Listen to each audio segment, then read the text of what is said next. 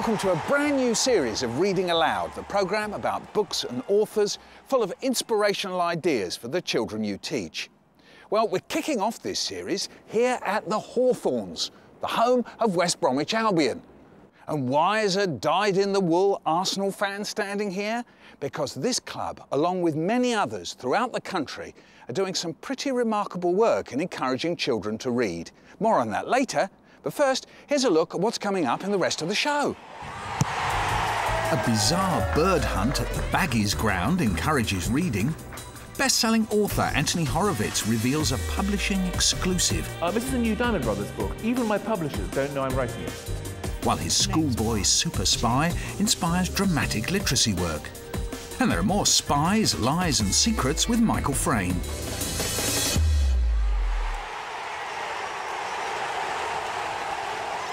The highly paid footballers emerging from this tunnel on a Saturday afternoon may be skillful athletes at the peak of their game, but they're not generally regarded as literacy role models. But then, a few years ago, a scheme was launched challenging the view that footballers are good at reading the game, but seldom pick up a book. The aim? To turn young football fans, particularly boys, into avid readers. There's a lot more to the Hawthorns ground than football. Every week, 1,000 children from neighbouring schools attend the club's community programme unit. Today, children who may be struggling with reading have to solve a mystery. West Brom's mascot, Baggy Bird, has gone missing. Their job? To track him down. The students play detective, adopting the role of Wes Bromwich, super sleuth. And, using clues hidden in a specially written story, they attempt to find the missing mascot. In your capable hands, Wes. We're trying to engage kids through the medium of football. It's a classic partnership between a football club, the local education authority and the DFES, and it's bringing together all those experts in different fields to engage kids through football. It's part of a nationwide initiative called Reading the Game, run by the National Literacy Trust and the Premier League. West Bromwich and the mystery of the missing mascot will take you on a literacy trail of the ground. It'll take you to various points in the ground, the executive areas that most fans don't normally get the opportunity to sit in, the press area, the dugouts, and even the changing rooms. The beauty of this text is that although it has all the literacy curriculum links, pupils that come on this trail don't realise they're actually doing literacy. They are, of course, experiencing a ground tour, and some of the lucky ones even get to meet and interview a player about their reading habits. Have you got a favourite author? I like J.K. Rowling for the Harry Potter books. They're very interesting and fun in reading. I want to help them out, and I want to tell them what I do in my spare time, and if it's about reading and I do that, of course I'll tell them that, and hopefully they'll do the same. If we can get Thomas Gardso, a footballer, to say, I read, you know, that's the sort of engagement you're looking at. That is absolutely brilliant.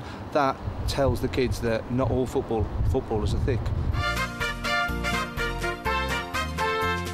The majority of them will go away not realising they've actually completed a national curriculum English session, and that's what we like about it.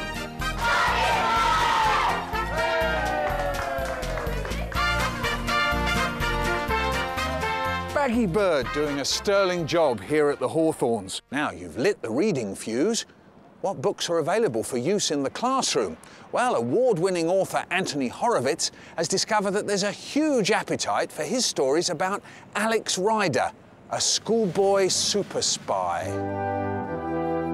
Matters of national security are rarely witnessed here, but today, spooks, spies and MI6 have invaded the Black Country. As a best-selling author goes on a mission to sign 500 copies of his massively popular spy and horror books in less than an hour. There we go, you. To say Anthony Horowitz is a prolific writer is an understatement. He's written 27 children's stories in the last 30 years, selling more than 20 million books.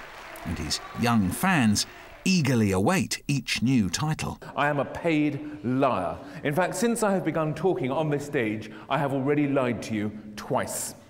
That wasn't true. Okay, you see, that's what I mean. You got to just sort of make it up for yourself. I write stories that I find personally entertaining, and which I hope children broadly, and even some adults, will find entertaining too. I have strong feelings, for example, about violence in children's books. There isn't enough of it, but the genres that I write in, the spy genre and the whodunits and all the rest of it, are by their very nature mere entertainments. And it's certainly true that my role does seem to have been to get kids started to read. That's, everybody's always telling me that, if it wasn't for you, my children wouldn't read. It's a wonderful position to have. Afterwards, if you don't like it... Anthony's working on a new book, full of puns and jokes, and gave his audience an exclusive preview. This is a new Diamond Brothers book. Even my publishers don't know I'm writing it, so nobody knows it's here except for you now. And it goes like this. It seemed that everyone in Camden Town knew I was broke. Even the turkeys were laughing at me. On the last day of term, the teachers had a whip round for me. Not that I really needed a whip, but I suppose it's a thought that counts. If I read out a chapter or a couple of pages to an audience, I can just tell from the vibe I'm getting back again whether it's working or not. Christmas was just 10 days away, and the only money I had was a £10 book token that my parent had sent me from Australia. I cannot imagine a world without all the writers that I love, from, Dickens and Austen and Hardy and Gissing and Orwell. These are the writers who have shaped my life. She smiled sadly at me. Have you tried Philip Pullman? No. Do you think he'd lend me some money? And I would love to think that somewhere out there is a child who might start reading Stormbreaker and discover all these other writers as an adult. So if teachers are using my books to encourage reading, I have no argument with that. Someone who's doing just that with his Year 8 class is Andrew Cooley, Head of English at St Albans School in Birmingham. Why did Anthony Horowitz include this last paragraph in this story?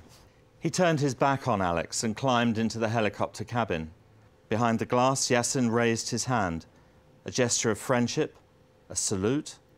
Alex raised his hand, and the helicopter spun away. Why that ending? Amelia? To make the reader want to read on to the next book to find out what happens to the end of the story.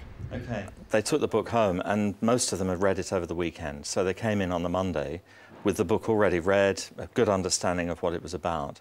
So then we set up a whole load of tasks for them to do, which included mocking up their own gadgets. Gadgets from the book? Gadgets from the book and typical spy gadgets.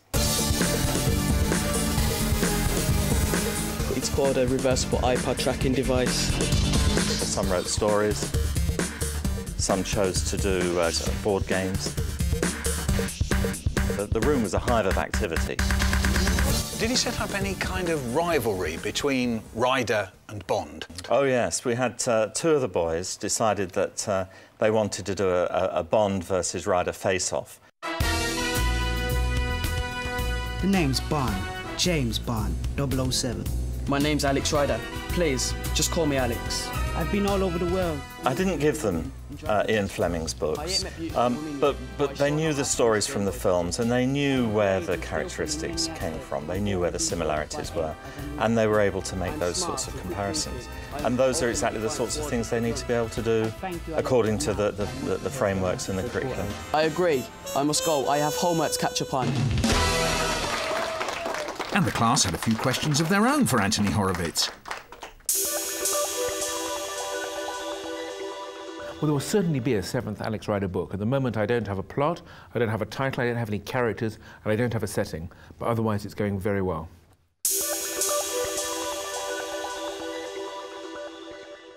All the villains in my books are drawn out of the newspapers. I have to be very careful because of lawyers and stuff, but if you look in the press, there are always, every day, huge villains doing horrible things. I just borrow them and change their names.